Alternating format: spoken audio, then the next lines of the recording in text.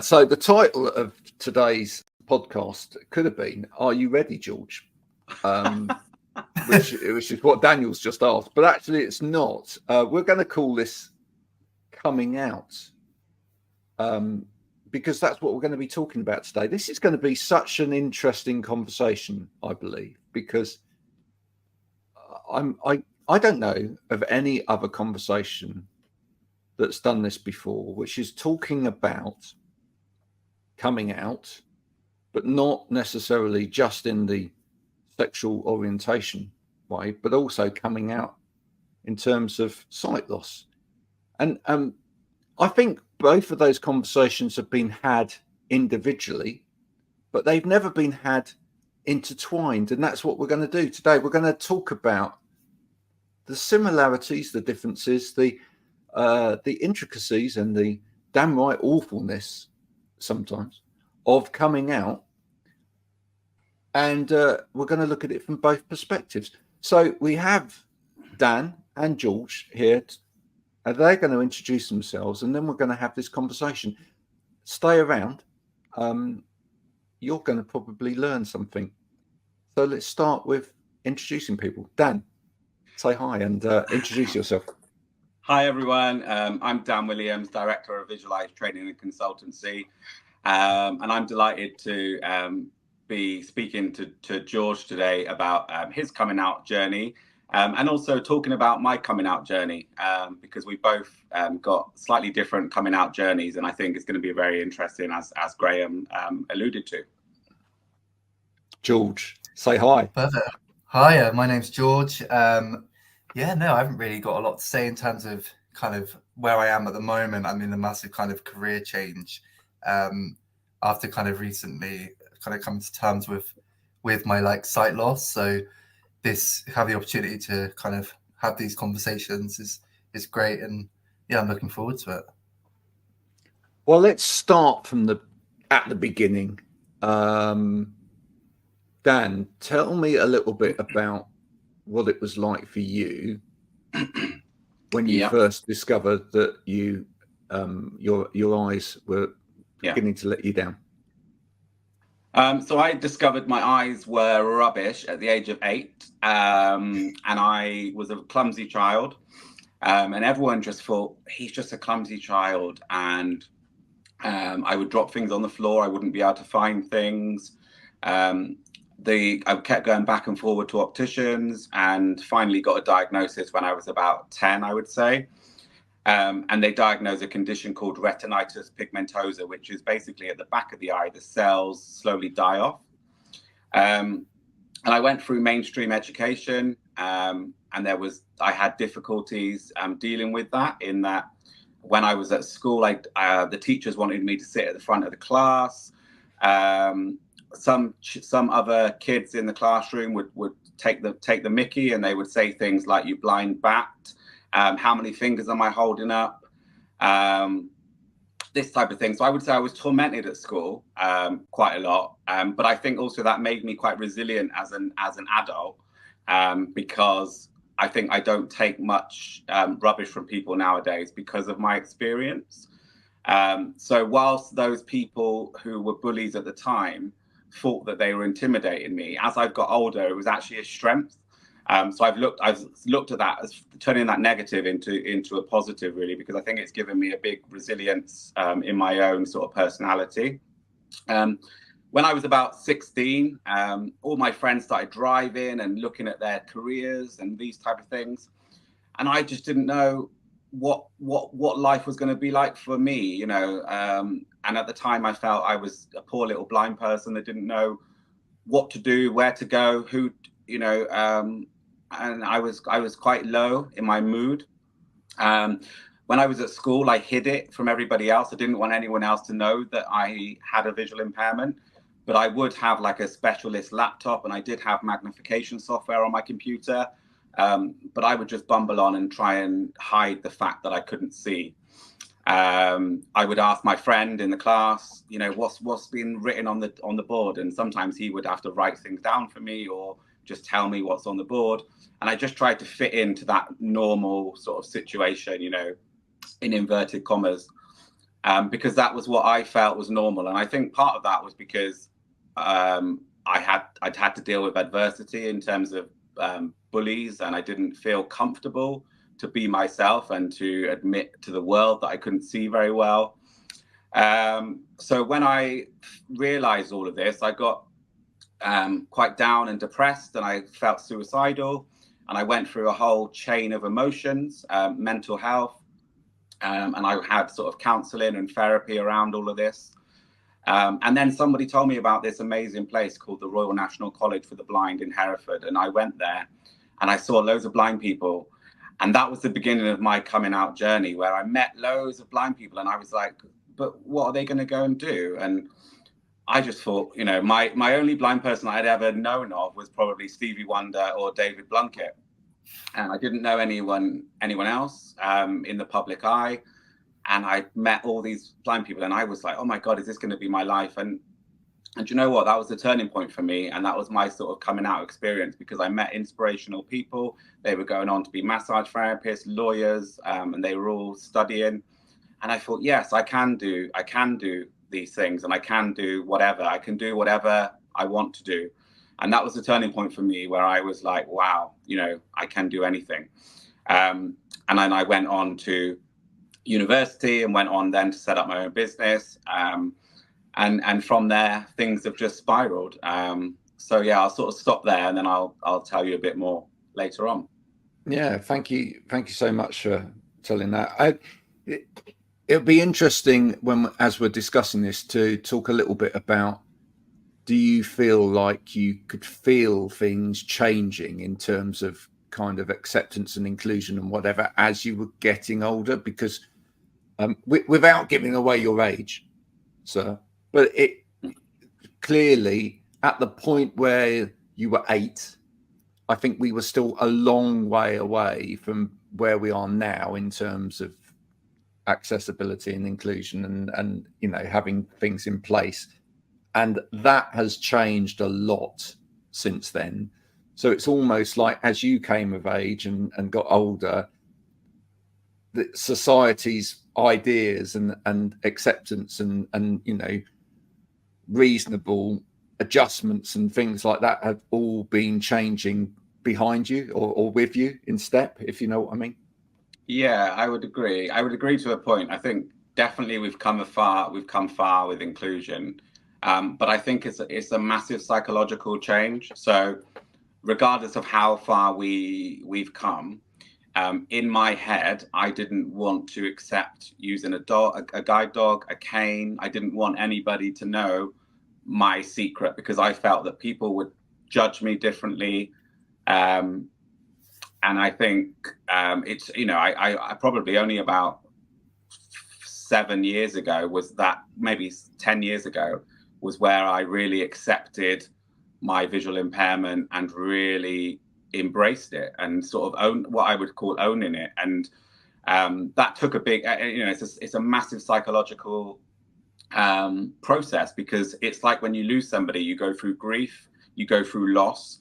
And I always say you can't get to acceptance unless you've had some type of therapy or met other people that are going through a similar experience, and learned from others, because at that time you feel so alone that you're the only person in that situation. So yeah, I think it's definitely about mindset and trying to change that mindset, but you can't do that unless you've got that support, I would say, to help you do that. Let's hear George's story. And George, you probably will want to comment as well on Dan's story as you tell yours. Yeah, and I think that it's kind of, Dan's made loads of points that I can kind of resonate with, in terms of kind of coming to terms with sight loss and kind of having those kind of sight loss journeys. I would say that Dan's kind of story is quite very different to mine, in kind of a variety of different ways, which I'll go into. But kind of, yeah, I would kind of, as a child, I didn't really know much about retinitis pigmentosa. I've got retinitis pigmentosa as well, the same as Dan.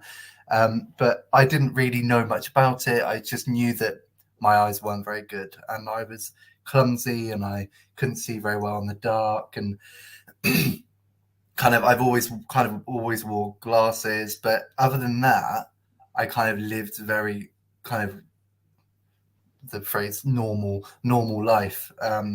So going to school was very normal for me, well, apart from the being clumsy part, but kind of went through my whole education knowing that the back of my mind that this kind of eye condition was there, and there was like elements of those kind of symptoms of night blindness and my peripheral vision deteriorating. That was always there, but I always pushed it away and pushed it to the back of my mind, kind of like buried my head in the sand with it.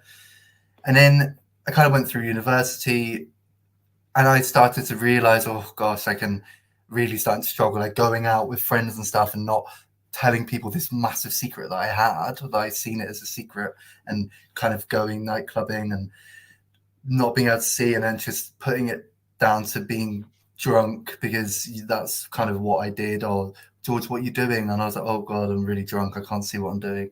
And just kind of putting it down to that, always making excuses for myself because I didn't want people to know. And then kind of after university, I kind of wanted to go into the world of teaching. So again, I didn't really think that employers would appreciate, or even parents would appreciate, somebody who can't see very well teaching children. And I thought, oh, I can't tell anybody about it now. And meanwhile, my eyesight was still getting worse and worse. So I still, bury my head under the sand to keep plowing through. And then it got to, I would say, very recently last year, and I thought, oh my goodness, this is like, it's becoming a problem now for me, and the fact that it's affecting kind of not only my day-to-day life, but also kind of at home. And I was thinking, oh God, I'm struggling in terms of mentally thinking about the potential that I have to go out and walk to work on my own. Like I started to find it really stressful.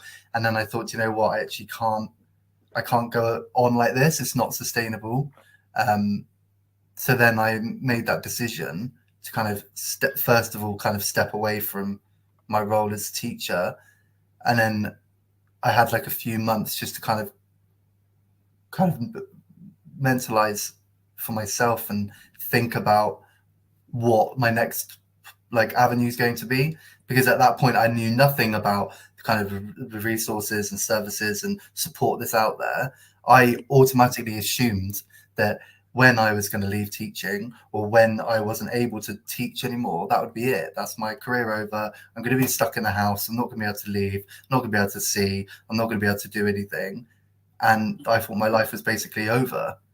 But it wasn't until... Can I pick up there? Yeah, of course. And I was just going to say that what George is saying is also mentally exhausting. So when you're sort of pretending to be something else or someone else, and pretending to try and fit in and pretending not to struggle in front of friends and family, that is mentally exhausting. And a lot of people do that on a daily basis because they don't want to stand out. They don't want to be different. And, I think it's to recognize that that also has an impact on people's mental health with anxiety and stress, and this type of thing. So it's just to make people aware of that as well, so the listeners really. Yeah, and having to go through your every single day, like literally going through your day-to-day life, having all of this in your mind and having to mentally go through all of that, as well as do your normal day-to-day tasks. But a normal sighted person would never even consider having to think about tiny little things about how many steps there are, but not making a fool of yourself, or having to kind of figure out where the light switch is in a room, or just loads of little things that normal sighted people would never take into consideration. That as someone who's trying to hide their sight loss, it's just made it very, very mentally draining. We also mentioned right at the start that we're going to also talk about coming out in terms of sexual orientation, etc. And for both of you, when was there a realization there that I'm at an age where actually I fancy men? And were you trying to push that away at the same time? And actually, what are the similarities? I can imagine that there must have been a point where you were trying to hide a lot. Yeah. So I'll pick that up. So for me, again, I sort of always knew that I fancied men and I was gay. But again, I was scared to tell anybody else because of stigma, because of how would other people perceive me. Would I still have friends? Would people still like me? Would I still fit in? All of these type of things. And, you know, would somebody fancy me? Would somebody want to go out with a blind person? Like loads and loads was going through my mind. And again, that it was mentally exhausting. So you've got it on both sides. So you're dealing with the sexuality, you're dealing with the visual impairment. And I think partly, you know, when I had my sort of mental health breakdown when I was about 17, that was partly it as well as my vision. But I would say the vision was sort of stronger. But yeah, I would say there's loads of comparisons in that really, because it's more about how society perceives you, I would say, in both aspects. And it was that scared to admit to the world. But again, now I just own it, and it doesn't faze me, because if it's somebody's issue, then that's their issue, not mine. And that's how I've sort of dealt with it moving forward. And so yeah. George, do you want to pick I think you kind of knocked the nail on the head there, Dan, just in terms of kind of the way, for me, is something that I suppressed for years and years. And I always said to myself that, am I gay? Am I not? I was very confused. And then going through university, I was still very confused. And then it's those people having those prejudgments and those stigmas and those stereotypes that people have of, say, gay people and blind people. It's just like you were saying, or who's going to want to go out with a blind person? Like, I've got all of this to come in the future. I'm suppressing not only my sexuality, but also the fact that I've got a sight condition. And they're very similar in the fact that mentally they kind of both played the same role, I think, for me. And I think that I always said to myself, I would only ever come out when I met the right person, because I knew deep down that I would need that support in coming out as gay. But visually impaired, again, that took even longer. So I came out when I was in my early 20s. And then nearly 10 years later, it's taken me another 10 years on top of that to even think about starting to talk about my sight loss. Wow. Yeah, and I think, to be honest, like, I think my partner's only with me for the blue badge and the concessions at the cinema and the theatre. Do you know what I mean? And I thought when I got with my partner, I thought that, you know, I had I suppose my own outlook was quite negative of the world, in that I thought, you know, who would want to go out with me? But then I also think, no, do you know what? I've got a lot to bring to a relationship as well. It might be that I can't see, but I'm still good at lots of other things. And I think it's about having that self-confidence within yourself, because you've got to love yourself before somebody can love you. And I think that's the same in any relationship. But I think, you know, in relationships, in the world, in any relationship, people go through trauma. You know, people might have cancer, or they might have another MS or another condition. And in a relationship, you just got to deal with that, you know. And if your partners can't deal with that, then you got to question, is that somebody that you want to be with? Do you know what I mean? So for me, I dated a lot of people, and some people could deal with it and some people couldn't. And the people that couldn't deal with it, that's their issue, not mine again. Do you know what I mean? Yeah. So I think it's about putting everything into perspective. And there's always that saying, isn't there? There's always somebody out there for you. And I think that goes for any relationship. Exactly. And like you said, with like confidence, it's about, like, no one can love you before you love yourself. And for me, that was massive. And it's just about changing your mindset and just having that positive attitude, because without that, that's not going to be attractive for anybody, regardless of whether you can see or not, or whether you're straight or gay. It's irrelevant. Having that self-love is so important for yourself. And in order for other people to love you, you need to kind of come to terms with who you are and be comfortable with who you are, because otherwise you're not going to end up meeting anybody. You're not going to end up having a satisfying, happy life because you're too worked up about your own insecurities. And you have to kind of just put them all out on the table and think about, yeah, this is who I am. These are the cards I've been dealt with. It's not like I chose to be gay, but I am, and that's the way it is. And if you don't like it, like you said, Dan, it's your problem, not mine. You would be prime candidates to appear on a TV program that had something to do with dating. And it's become much more inclusive.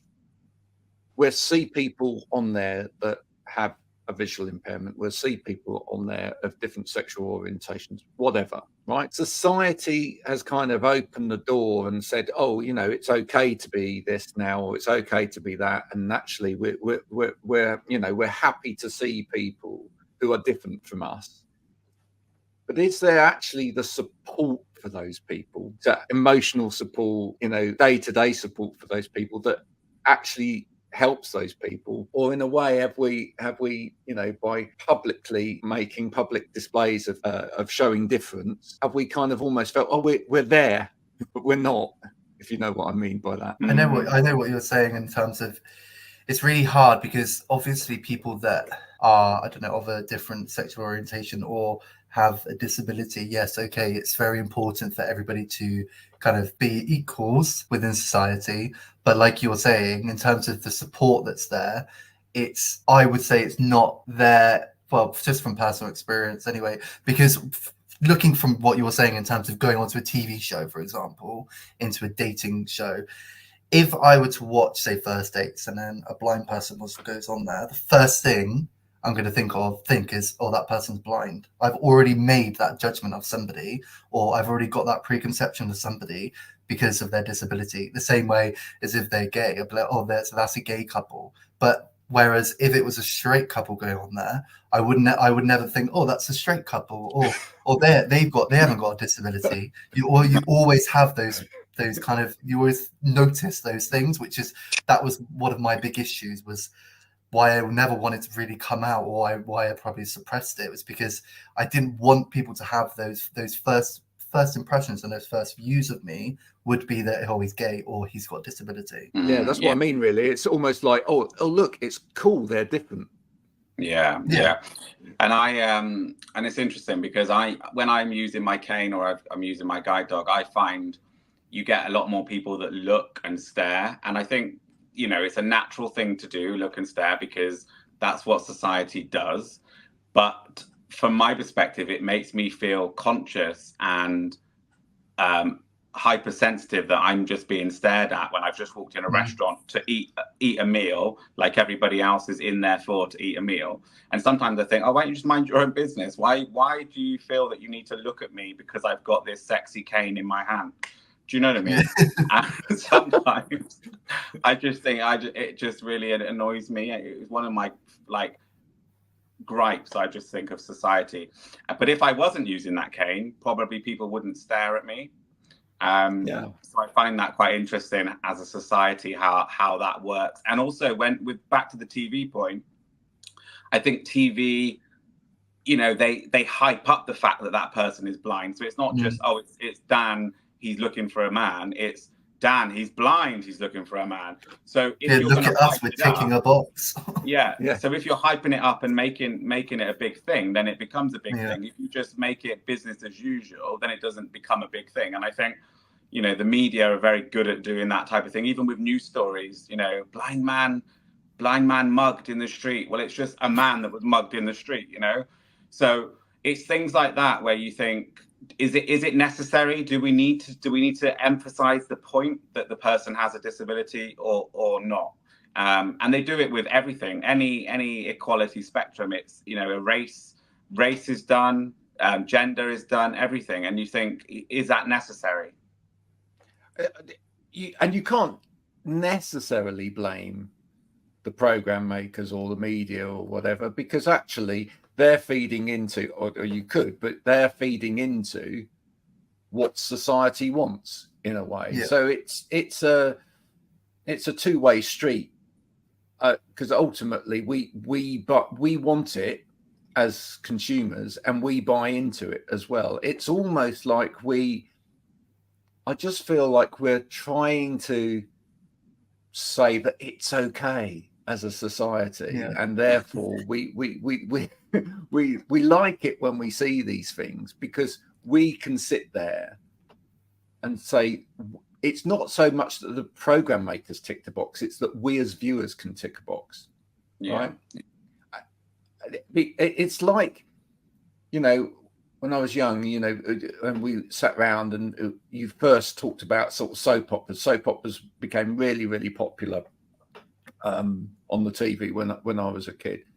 And, the conversations around, oh, do you watch soap operas at school and with teachers and stuff, would always be around, well, it's really useful because it's people seeing kind of an exaggerated form of their own existence and being able to kind of escape into that. And I do kind of wonder whether that's where we're at in society now, which is that we watch these things on TV, or we read these things in the press, etc., and we're all sitting there going, yeah, haven't we done well? Haven't we done well? Look how far we've come. I think if it was like that, say 15 years ago, then maybe I wouldn't have felt so kind of, I don't want to say it, but ashamed of being gay, or ashamed of being visually impaired, or embarrassed almost. Maybe if it was like it is now, like you said, there's always, like, they're just kind of normalizing it, aren't they, for gay people to be on the TV, or for people with disabilities to be on the TV. But if it was like that 15, 20 years ago, then maybe I wouldn't have felt so kind of negative about it all. You don't really know. But I understand what you were saying, Graham, about it being a two-way street, because of course, people that are gay or have a disability, you want that acceptance, you want it to be out there, you want it to be normalized. But then where's the middle in terms of the other way, where I would be like, oh yeah, but I don't want to be prejudged, or I don't want people to have these preconceptions of me. But then it's about having that middle balance that's really hard, because you can't have it always. But then I don't know. I think also it's interesting because whilst you say it's, can't blame the media, I would disagree and say we can blame the media to a point, because I think it's about the portrayal. So if we portray something in a positive way, then people think, oh, they can do this, this, and this. So, for example, where are blind people on the soap operas that you mentioned in a positive light, using their assistive technology, going to work every day?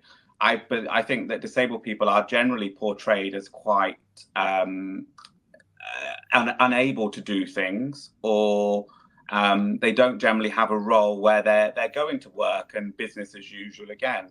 In some of these soap operas as well. So I think TV can do a lot, because I think a lot of people are also controlled and influenced by TV. So if those people that make those decisions can influence it in a positive way, then it will also work for everybody else as well, and educate the wider public. And it's that one of the analogies I'm going to use is that, for example, guide dogs. On the guide dogs adverts, you always see the golden Labradors and the Andrex puppies. But whenever I'm out and about using my guide dog, people always say to me, oh, I never knew guide dogs were black, because I've got a black guide dog.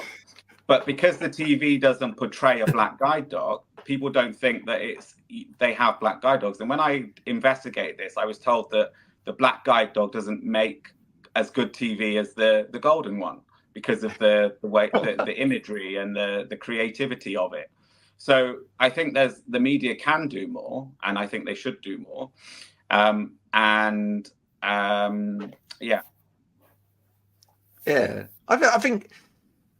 think we are heading in the right direction. I mean, I think that the best thing I can say on that is that I'm certainly noticed with my kids at school that certainly difference is being normalized a lot more than it was when I was a kid, and at school it's being normalized. And I think that's the really key thing, because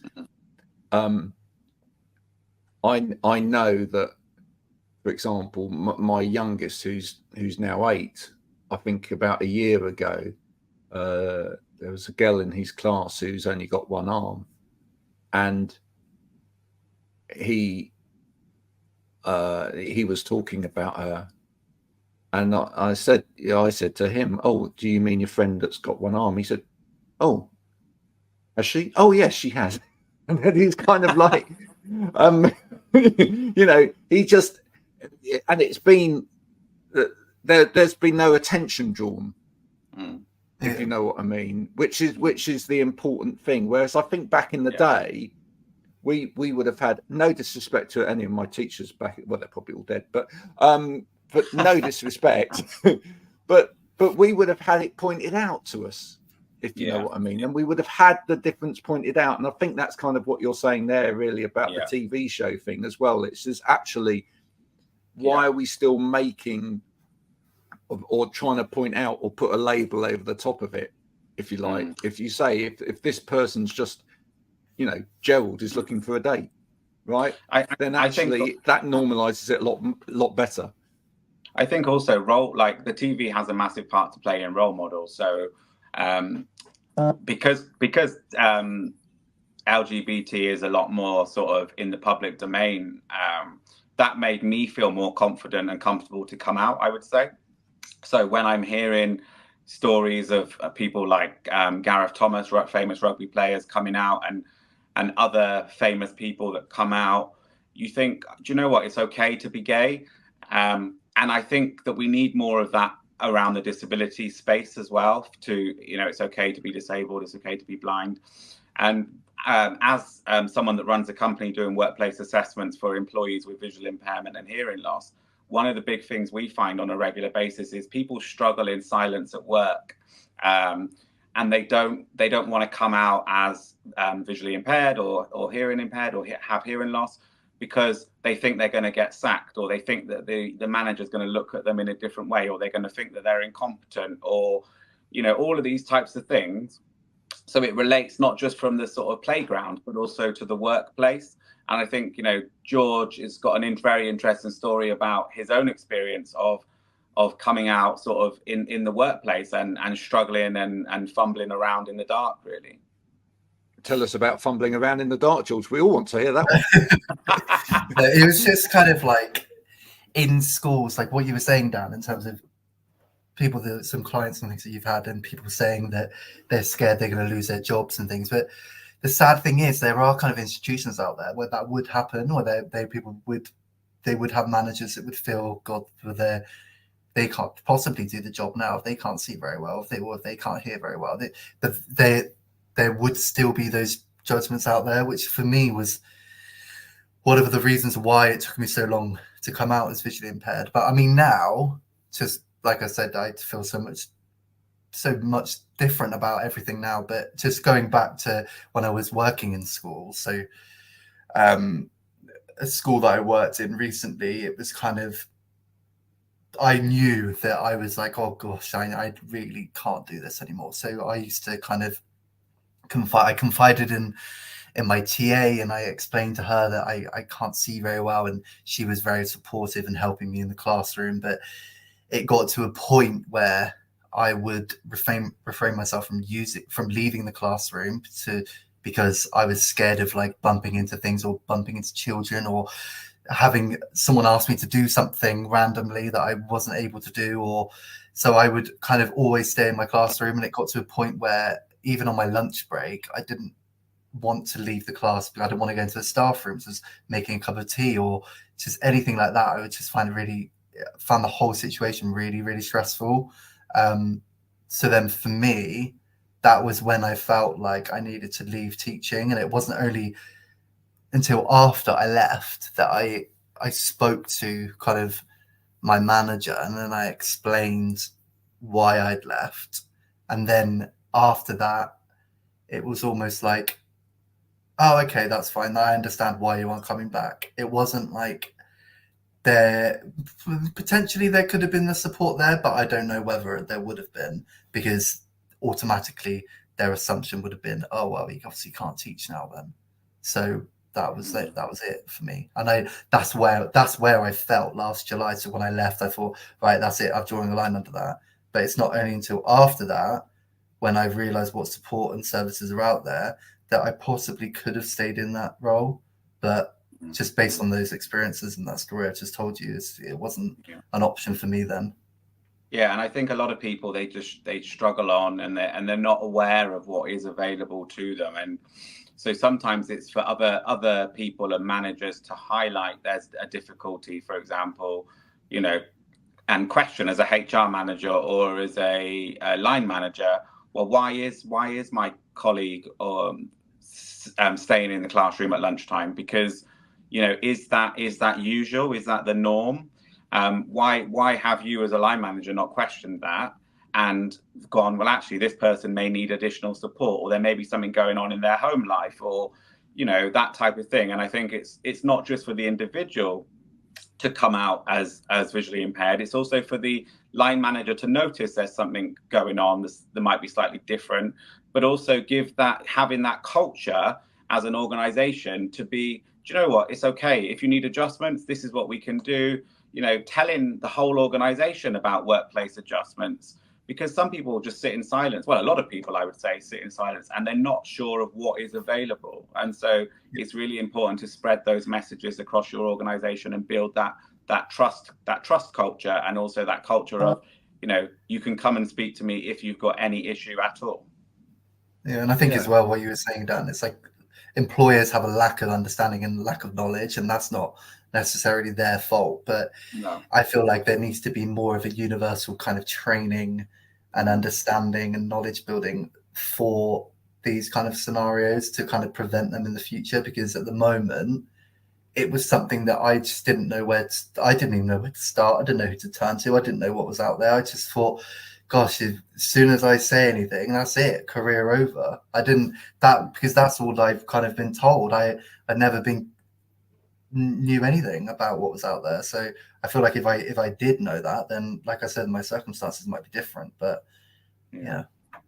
I want to ask a question about the word adjustments, actually, because it's a word that I've often struggled with, a little bit like assistive technology in a way, because actually I just think a lot of what we term as assistive technology is just great technology that just enables people to do stuff. So it's, you know, I just think it's just really good technology.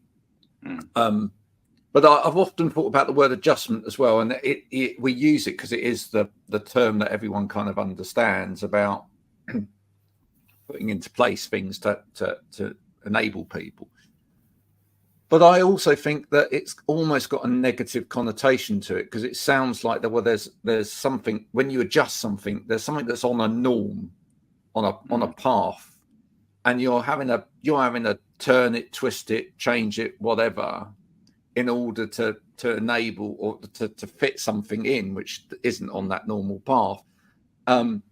Whereas actually the reality is that every single person within an organization needs things bespoking or twisting or turning or nudging or whatever to them to enable them to do something, right?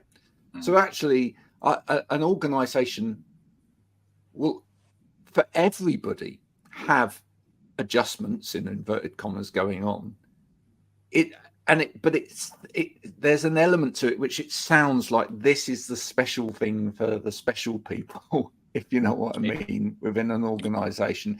Do we just need to change again, in the same way that we were talking about, you know, normalizing? Do we just need to change the narrative and the language a little bit more around this whole area, and actually just get people to understand, do you know what, I want people in my business. And, you know, if I want George in my business, what does George need? You know, Deirdre over here needs this, Janet needs that, Derek needs this, George needs this. I don't, you know, now it's normal. Everything's normal. Yeah, I would agree. I think we all, there's definitely, so, you know, so that's why sometimes it's called a workplace needs assessment, isn't it? Because it's looking at what are the needs of the individual that are needed. And it's interesting because in America they use workplace accommodations. the UK use more workplace adjustments, which is very interesting what you're saying actually. And I think everybody needs something. So it might be that, I don't know, Barbara needs some time off work to care for her dad, or Sandra needs some time off work because she's just had a bereavement in the family. So that's a need. So everybody has a need, and most people within an organization would have a need at one point in their career. So it should just be a business as usual, and norm. It should just be built into the normality of business or managing people. But it is slightly something separate, and it's interesting because when somebody has a disability, especially visual impairment, they're generally sent to an occupational health doctor. And occupational health doctors are great, but they'll generally talk a lot about the medical diagnosis and the condition and management and all of these type of things. And they might look at, medical retirement and other things. But actually, a lot of the people who I see, they don't necessarily need to see a doctor. They just need to look at what workplace needs adjustments do they need? What do they need? And sometimes they're taken down the wrong route, so they end up with occupational health rather than workplace adjustments. And so sometimes I'm seeing that some people are signed off or they're medically retired, and there's actually no need for it either. So that's an interesting conundrum as well. Yeah, just kind of off the back of that, I was just kind of thinking then, I was like, oh, it's actually very similar to kind of in teaching, for example. If you have a piece of work that you're preparing for a group of children, there's so many children in that class that have different needs. Therefore, you can't just give one piece of learning to 30 kids. It has to be adapted and adjusted and amended for specific groups of children, depending on their abilities. So I think it's the same thing, but I was trained within that profession. I was trained and I learned how to do that.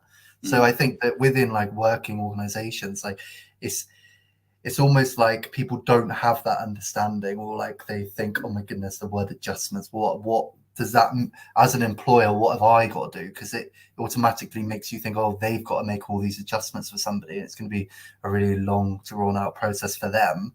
So therefore, it's always got these negative connotations towards it. Whereas I think that if they had that understanding and kind of training and knowledge on making those adjustments, they might be mild adjustments, or what they call reasonable adjustments, don't they, in the workplace. But I think that if they had that knowledge and understanding there, then it would be really kind of, it wouldn't be a thing. It would just be automatic. And like you said, what does George need? What does Dan need? What does this person need? It's not about needing specific adjustments because of their disability. Because like you said, everybody is going to be making adjustments, whether it be adjusting the height of their office chair or like the brightness on their monitor. There's going to be so many adjustments that everybody will do, but it's about having that knowledge and understanding as an employer on how to kind of facilitate that within the workplace. One thing I want to come back to is just ask George, sort of, why didn't you feel, because you obviously, so you mentioned before that you were doing some supply teaching as well. So at what point why didn't you feel comfortable to tell or to come out to your employer about your visual impairment?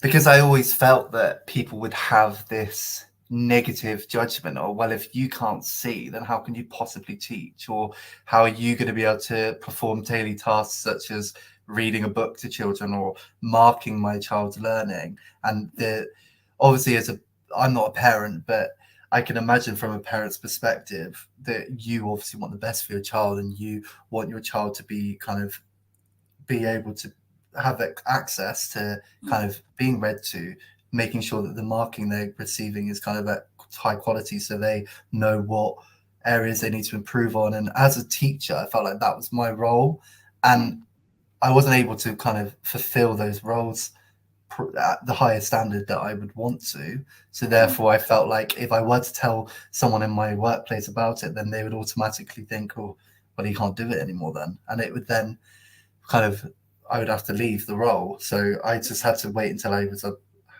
kind of comfortable enough to come to terms with it myself, before I could even think about telling anybody else. So how did you Um, manage that? Did you put any techniques in place or any sort of strategies I to just manage? relied on my TA heavily. I literally used to just, or like make excuses or kind of do really plan really far in advance. I remember a specific situation. So doing the register in the morning, it would be like on the computer, it's so small, like the font was tiny and you couldn't adapt it. And I remember I used to kind of think of like these techniques that I could do. So one would be I would take a picture of the list on my phone and then I would kind of memorize where it is and then look. So I'd read the name and then I'd say the name out loud and then I'd be able to kind of do it like that. But it would take me forever. And being able to have to like do the lunch register, I just think of these techniques and strategies that I would put in place to kind of help me. But even then I was like, my God, this is like impossible now. So that's when I kind of felt like I needed to say something. But yeah, it was really hard. One of the narratives that is beginning to be talked about within sort of leadership and company culture is the permission to fail and being more open about the permission to fail. But beyond that, should we be giving people more permission on a day-to-day basis just to say, this is horrible? You know, this is currently this is horrible for me. So not just, you know, permission to fail as an organization and then learn from that, but within that at individual level, really being able to be honest in whichever situation you find yourself, without fear of, you know, this is going to lead to me losing my job or being put out to pasture by the organisation with a paycheck, of course. You know, even though that's not going to do my mental health any good for the next 30 years as I sit at home and, you know, open my yogurt. But should we be saying, you know, giving people much more permission to actually say, this is horrible for me at the moment, and actually, you know, this is what my world looks like. And because it seems to me there is a problem there still in terms of, George, you recognise that this was going wrong, but you kept it to yourself because and I think it stems from leadership. Right. Okay. Yeah. So it stems from the top, doesn't it? So if I were in a working environment where I felt comfortable to say something, then maybe I would have said something. But I didn't have that kind of mentality of, oh yeah, if I said something, they'd be fine with it. I have the complete opposite because I didn't have that comfort, or I wasn't told that. I think that within, for example, in a staff meeting, as a leader, you should automatically just say, right, obviously I'm always here, my door's always open. If there's any concerns or anything, like, we can support you with whatever needs that you have, as just generally, not thinking about disabilities specifically, but it could be to do with anything. But well, I'm going to question that, actually, George. I'm going to question that because I think some people do that, but I think they do it because they know that as semantics that's the right thing to say. I wonder whether it's enough to just stand there and say, well, my door's always open, you know, you can come and talk to me, or is it actually about leaders beginning to be honest themselves and say, do you know what, I did rubbish at that. I was dreadful at, you know, I'm behind with my marking this month, or I'm behind with this, or I'm not doing very well at this at the moment, and being honest about their failings themselves, because that's when I think it starts to open up a culture where you can then say, yeah, so am I'm struggling with this. Yeah. And no one's perfect. Everybody's got their faults and failings and things they struggle with. But because, like you said, if you think that the management are succeeding, but the management are saying, oh, but the door's open, you still probably aren't going to say anything because you think, you're not going to want to go in there and speak and trying to ruin this whole perfect image of whatever they've got going on, and then go in and be like, boom, I can't see. Mm. What do you think, Dan? Yeah, no, I would agree, and I think it's also about the place it's coming from, because you can say something, and you can also tell if it's coming from a good place or a textbook place, you know. So I think it's partly that as well, and I would just agree with what you've both sort of said. But one of the things I'm also curious to know is, did you ever were you sort of educated about occupational health or reasonable adjustments, or did you know anything about, or did you not think to go to HR or anything like that? And also the other question I've got is, did you ever have supervision with your line manager?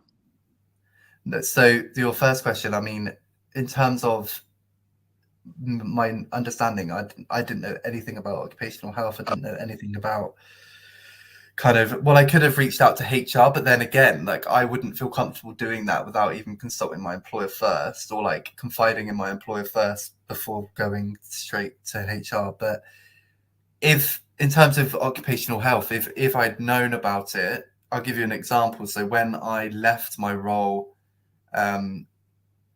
last year with the supply agency that I was working for, they're the first people that I told. And I told them, and they didn't respond.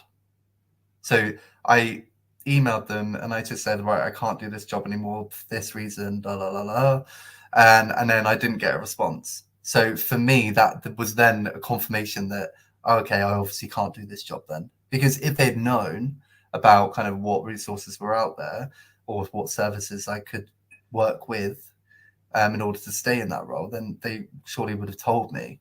But they obviously didn't know anything about it either. So and it was almost a bit like, oh gosh, this is a bit of a touchy territory. We will just ignore that and not reply. And then it was only when I then got really frustrated and I contacted their HR about kind of the whole way that it was dealt with. And then they actually phoned me to apologize for the way that they dealt with it, because I felt like they hadn't taken anything into consideration or even gave me any options. But what was your second question? Sorry. And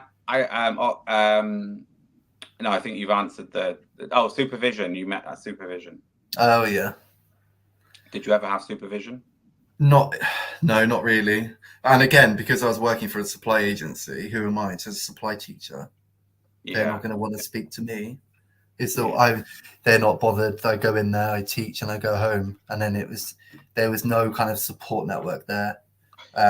My ultimate aim was actually to supply for a bit and then secure a permanent role within the school. But in my last placement, I was there for a term, so I did actually work there for about 15 weeks. But even then, there was no real kind of supervision, or not that I felt comfortable to go to anyway. Yeah, I suppose supply team. It's interesting, because one thing I've just learned then was, you know, if you're not actually employed as the sort of standard employment, then who does the workplace adjustments fall upon? Is it the supply agency or who? Because that must be an interesting situation, because you're obviously on PAYE rather than self-employed, are you? Yeah. So yeah, you would work for the agency. So this is where it's like you work for the agency, but if I would need reasonable adjustments within kind of tech being one of the main things, then I would either have to have a support worker full time, because going into different classrooms all the time, having to navigate around different schools, find my way around, use computers that I'm not familiar with. It was just kind of impossible, really. Yeah, and I think also, you know, that's a mass, because a lot of people they're in the same job, they stay in the same job and struggle. But you've sort of taken it to the next level, where you've gone supply teacher, I'm going to go to different schools, different environments, new processes, new computers, and you've not got the technology to help you. You know, I can imagine that must have been a massive struggle, but also a massive strain upon your mental health as well. Oh, horrendous. And I really, towards the end, I was like, it was just painful every single day, kind of going into work and thinking, oh gosh, like even to the point of sometimes you'd be moved from different classes. So one day I had to teach 3 different classes in a day, and then that would randomly change. And then you don't know any of the children's names. I can't barely see them across the classroom. I don't know what children are putting their hands up to answer questions.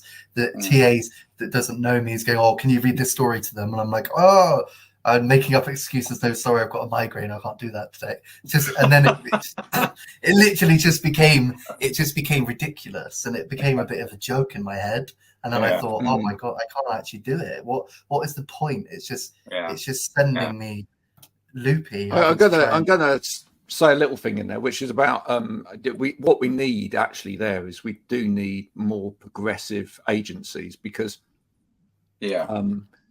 I've been working doing some stuff with one particular agency, and I know that they're really focused on this, because one of the things they've done, for example, is they've started provision of a mental health and well-being app to and the support services that come with that app to their workers who are on temporary contracts, because they've recognized that those people fall down a gap of provision which wouldn't be there. But what they've noticed is that actually they're keeping those people in work better by giving them those provisions. So it actually will help agencies to do this stuff, provide better quality services to the people that they're servicing into. But it needs people to be a bit more, forward thinking about it, because otherwise there are a lot of people out there who are not on the payroll per se with an organization, and therefore will miss the gap, so that's a whole interesting area, really. And I think it's hard for agencies, because if an agency were to have, for example, in my situation, if they were to have an employee who's fully sighted, requires no reasonable adjustments, can just drive to any school, and there's me who needs these adjustments. I'm restricted to what schools I can go to because I can't drive there. I can only walk to, say, 2 schools in my local area, for example.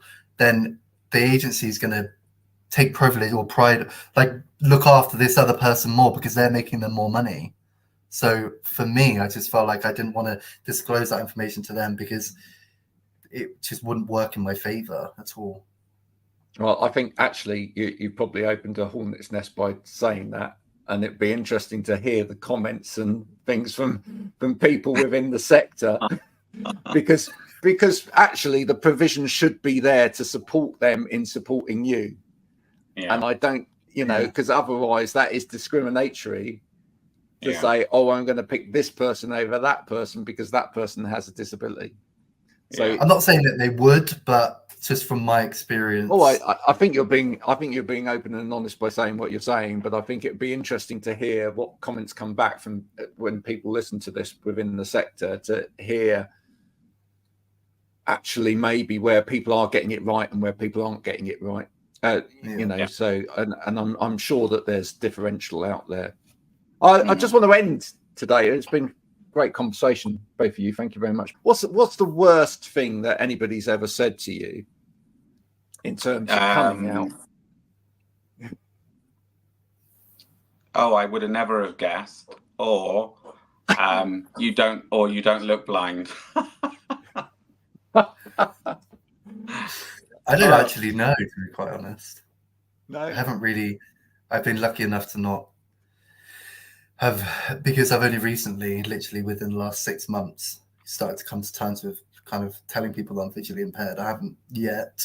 I'm sure I will in the future come across any kind of horrendous comments. Well, it's been a great conversation. Thank you so much to both of you for bearing all, as it were. I hope this sparks some conversation amongst people listening. And I just want to say, be loud and proud about your sexuality, be loud and proud about your disability, and don't let nobody ever stop you from being yourself. And then I just want to do, I'm coming out. I want the world to know, got to let you go. Thank you, everybody. Thank you, George, and thank you, Graham. You've been listening to Visualize Training and Consultancies podcast.